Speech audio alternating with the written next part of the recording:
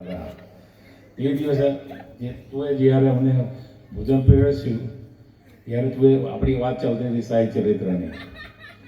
મેં તને પૂછ્યું તો તને ખબર હોય તો તું પરીક્ષા આપવાની છે. તું મને જ્યારે હા કહ્યું ને એ મારે મેં કહ્યું તે જ દિવસે મેં સતીશભાઈને સાંજે જ્યારે તું પરીક્ષા માટે આપવા હોય ને you going to be number 1. I already told you before you started exams.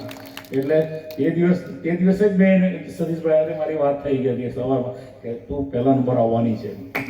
તું મને શ્વાસ આપ્યો પપ્પાને તને બંનેને ખૂબ ખૂબ વાત. તો એક વાર ફરીથી આ દંપતીને હાથ ઉપર કરીને, એવું નહીં, બેવો હાથ ઉપર કરવા પડે. જોરદાર તાળીઓથી વધાવી લઈએ.